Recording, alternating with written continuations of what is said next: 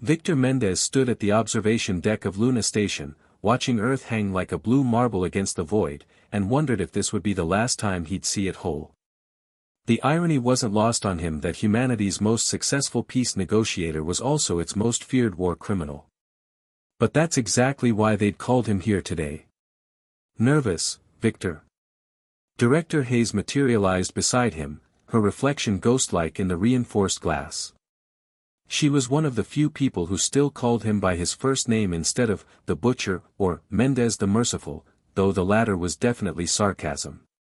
Terrified, Viktor replied, adjusting his black diplomatic jacket.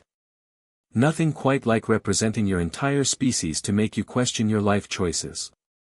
He turned from the window, noting how Hayes unconsciously stepped back. Even after 3 years of working together, his reputation preceded him like a shadow. Tell me again why we're not sending someone with, actual diplomatic training. Hayes pulled up a holographic display between them. Because the hegemony isn't responding to our diplomats. They're warriors, Viktor. They respect strength, fear, dominance. Sound familiar? The display showed humanity's previous first contact attempts, 12 different diplomatic missions over 6 months, each one politely but firmly rejected by the alien confederation that had appeared at the edge of our solar system. The hegemony's ships were beautiful in the way that apex predators were beautiful, sleek, efficient, and clearly designed for violence. So naturally, you thought, let's send the man who ended the corporate wars by convincing 3 CEOs to commit suicide rather than face him across a negotiation table. You didn't make them commit suicide, Hayes corrected. You just convinced them that bankruptcy was a kinder fate than whatever you do to them personally. Viktor smiled, but it didn't reach his eyes. Semantics. Dead is dead. He studied the alien vessel specifications on the display. The hegemony had been broadcasting on all frequencies for months now, demanding to speak with humanity's apex predator. Their translation algorithms were crude but functional. What worried Viktor was how they'd apparently studied human history enough to know he existed. They specifically asked for you, Hayes continued. By name. Said they wanted to meet the human who consumes the will of his enemies and leaves them as empty shells. She paused. That's surprisingly accurate, actually. Flattering. Viktor moved toward the docking bay where the diplomatic shuttle waited. And you're sure they understand this is a peaceful meeting? They suggested it. Neutral ground, Luna Station, no weapons, standard first contact protocols. Hayes fell into step beside him. What could go wrong? Viktor stopped walking. Hayes.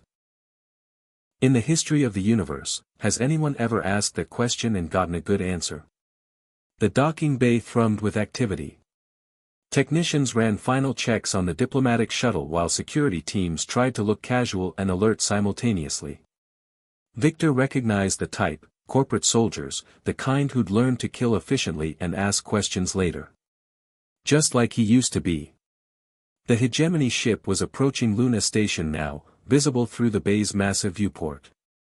Up close, it looked less like a vessel and more like a living thing, all curves and flowing lines, as if it had been grown rather than built. Which, Viktor realized, it probably had been. Remember, Hayes said as Viktor climbed into the shuttle, you're not there to negotiate trade agreements or territorial boundaries. You're there to establish whether we're going to be friends or food. The hegemony apparently divides the universe into those 2 categories. Wonderful. No pressure at all. Viktor settled into the pilot's seat and began the pre-flight sequence. What's our backup plan if this goes sideways? Hayes was quiet for a long moment. We're hoping it doesn't come to that. That's not a backup plan, Hayes. That's wishful thinking.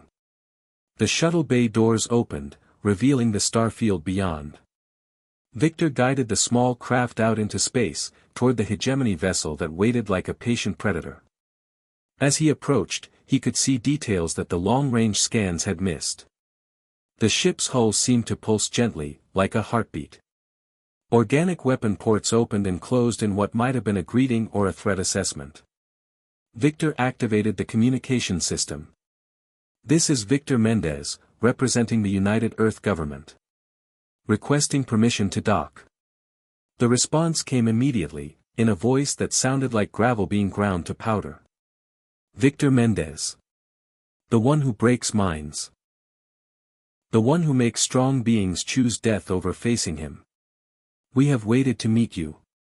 That's one way to put it. Viktor maneuvered the shuttle toward the docking port that had irised open on the alien ship's hull. I prefer aggressive negotiator, but I suppose reputation is in the eye of the beholder. We are the hegemony. We conquer or we are conquered. There is no third option. The voice paused. Until now. You interest us, Viktor Mendez. Your species is weak, but you are not. You are like us. Viktor felt something cold settle in his stomach. I'm really not, though. I'm just good at convincing people that fighting me isn't worth the cost. Yes. You make war too expensive. This is wisdom. The shuttle docked with a gentle thud. Viktor could hear the atmospheric seals engaging, the hiss of pressure equalization. He unbuckled himself and moved toward the airlock, wondering if he was walking into humanity's future or its grave. The Hegemony ship's interior was a maze of curved corridors that pulsed with bioluminescent light. Viktor followed his escort, a creature that looked like someone had crossed a praying mantis with a professional wrestler, through passages that felt more like arteries than hallways. They entered a vast chamber where 5 beings waited around a circular depression in the floor. Each one was different, some humanoid, others decidedly not, but they all carried themselves with the unmistakable bearing of apex predators. Warriors who had clawed their way to the top of their respective evolutionary trees. Viktor Mendez, the largest one, spoke, its voice the same grinding stone he'd heard over the comm. I am Warspeaker Keth. We come to offer your species a choice. Viktor descended into the circular depression, noting how it put him at a symbolic disadvantage. Classic intimidation tactic. I'm listening. Join the hegemony. Become our vassals. In exchange, we will protect you from the others who would consume your worlds. Keth gestured with one massive claw toward the viewport, where distant stars glittered. The galaxy is not kind to the weak, Viktor Mendez. But you understand this. You have made the weak strong through fear.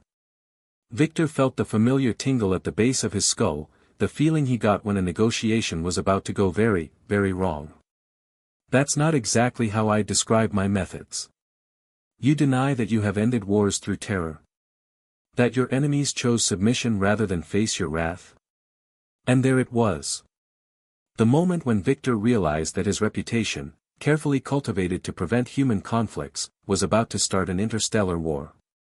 Because the hegemony wasn't wrong, he had ended the corporate wars through psychological warfare.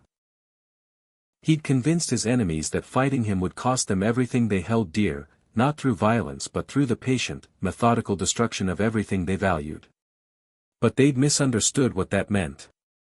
Warspeaker Keth, Viktor said carefully, I think we may have a translation error here. You wish to negotiate terms. This is acceptable. What do you require to bring your species into the hegemony peacefully? Viktor looked around the chamber at 5 of the galaxy's most successful predators, all waiting for his answer. They saw him as one of them, a creature who had evolved beyond the need for physical violence because he'd perfected psychological warfare. They respected him because they thought he was a monster. They weren't entirely wrong. Actually, Viktor said, feeling the weight of his next words, I don't think humanity is interested in joining the hegemony. The silence in the chamber was absolute. You refuse? Keth's voice carried a note of genuine surprise. Your species chooses to stand alone against the galaxy. Viktor smiled the same cold smile that had made 3 corporate CEOs decide that death was preferable to bankruptcy. The expression that had ended wars and toppled governments. The look that had earned him the reputation that brought him here. Warspeaker Keth, he said, his voice carrying the full weight of humanity's most feared negotiator, you want war? Then you've chosen death. The Hegemony war leaders didn't just smile, they practically glowed with anticipation. Keth's mandibles clicked in what Viktor was beginning to suspect was their equivalent of applause. Finally, the war speaker rumbled, "A species with spine. We had hoped, but your diplomats were so soft. Disappointing. But you, Viktor Mendez, you understand the only language that matters." Viktor felt his blood turn to ice water. "Actually, I think there might be a cultural misunderstanding here." "No misunderstanding," interrupted another Hegemony leader, this one resembling a crystalline spider with too many eyes. "You have declared war on the Hegemony. We accept. It has been too long since we faced worthy prey." "Prey?" Viktor's voice cracked slightly. "I'm sorry, did you just call humanity prey?" Keth leaned forward, his massive frame casting shadows across the chamber. "Your species numbers in the billions. You have spread across several worlds. You create tools of war but prefer not to use them.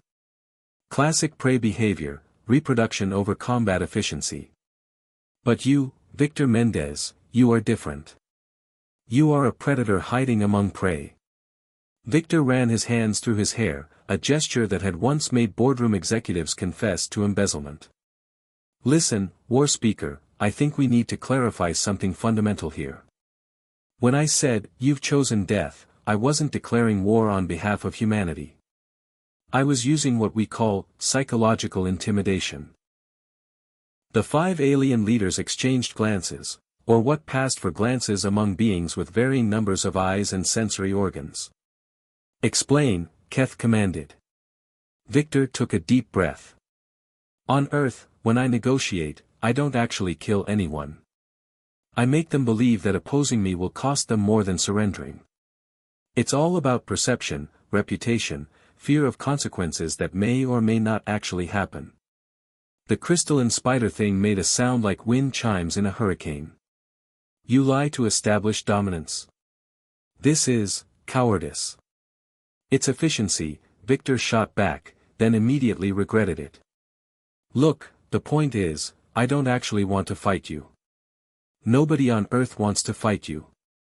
We're a peaceful species that prefers negotiation to violence. Peaceful species do not produce creatures like you," Keth observed. "Peaceful species do not survive long enough to reach the stars." Viktor felt the conversation slipping away from him like water through a sieve. "Okay, yes, humans can be violent when necessary, but we've evolved past the need for constant warfare. We prefer cooperation, trade, mutual benefit." "Your Viktor Mendez confuses us," said a third alien that looked like someone had crossed an octopus with a military tank. "He claims to be a predator but speaks like prey. Perhaps he is defective." "I'm not defective." Viktor snapped, then caught himself. "I'm just adapted to a different kind of conflict." The war speaker Keth rose to his full height, which put him at roughly 9 feet of armored death. "Viktor Mendez, you have declared war on the Hegemony. Your species will face the consequences of your words. We depart to gather our fleets." "Wait, stop." Viktor jumped up from the circular depression. "You can't just invade Earth because of a misunderstanding." "Misunderstanding?" Keth's laugh sounded like grinding gears. "You said we have chosen death. These are the words of a predator accepting a challenge. We will show you what death looks like when it comes from the stars." Viktor watched in horror as the 5 war leaders began to file out of the chamber. Everything he'd built, every reputation he'd carefully cultivated, every psychological advantage he'd ever wielded, all of it was backfiring spectacularly. "Keth, please," Viktor called after the retreating war speaker. "Let me explain how human psychology works. What I said was meant to make you reconsider your position, not start a war." The massive alien stopped and turned back. "You seek to make us reconsider through fear of death. This is exactly what we expected from you, Viktor Mendez. You are the first honest human we have met. But I don't want to kill you." Viktor's voice echoed off the chamber walls. "I don't want to kill anyone. The whole point of psychological warfare is to avoid actual warfare. Keth studied him for a long moment. Then you are not the predator we believed you to be. No, I'm not. I'm just a man who got very good at convincing other people that fighting me wasn't worth the trouble. And now you cannot convince us. Viktor slumped against the wall of the circular depression. No. I can't. Because you want to fight. You're looking for worthy opponents, and I accidentally convinced you that humanity might be one. Your species will prove worthy or they will die quickly, Keth said with something that might have been kindness. We will give them the honor of a warrior's death. They're not warriors. Viktor shouted. They're accountants and teachers and engineers and artists. They're people who dream about exploring the galaxy peacefully, who want to learn about other cultures, who get excited about discovering new forms of life. Keth paused at the chamber entrance. Then why did they send you? Viktor laughed bitterly. Because I'm the monster they keep in a box for special occasions. I'm the part of humanity we try to pretend doesn't exist anymore. I'm what we were before we learned to be better. Ah, Keth nodded slowly. Now you speak truth. You are their weapon that thinks it is a tool of peace. The war speaker's words hit Viktor like a physical blow. Because he was right. For all of Viktor's rationalizations about preventing bloodshed through intimidation, he was still humanity's designated threat.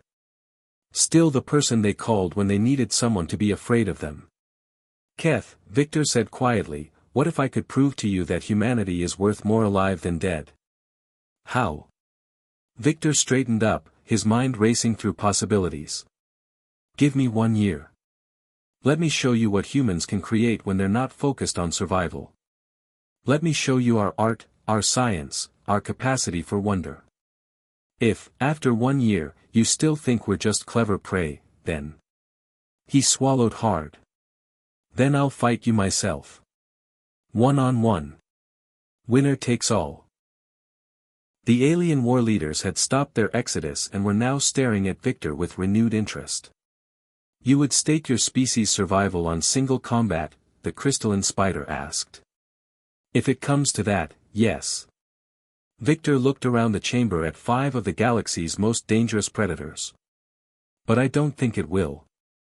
I think once you see what humanity really is, not the version that sent me here, but the version that dreams of peace among the stars, you'll understand why we're worth preserving. Keth was quiet for a long time. When he finally spoke, his voice carried a note of something Viktor hadn't heard before, curiosity. 1 year, the war speaker agreed. Show us these wonders. But know this, Viktor Mendez, if you fail, if your people prove to be nothing more than prey pretending to be predators, the hegemony will ensure they die with honor. This is the only mercy we can offer. Viktor nodded, knowing he'd just bought humanity a year to prove they deserved to survive. As he watched the alien delegation depart, he realized something that would have amused his old corporate enemies. For the first time in his life, he was going to have to win a negotiation without intimidating anyone. Instead, he was going to have to teach a confederation of warrior species why peace might be more interesting than war. It was either the stupidest thing he'd ever done, or the most important. Probably both.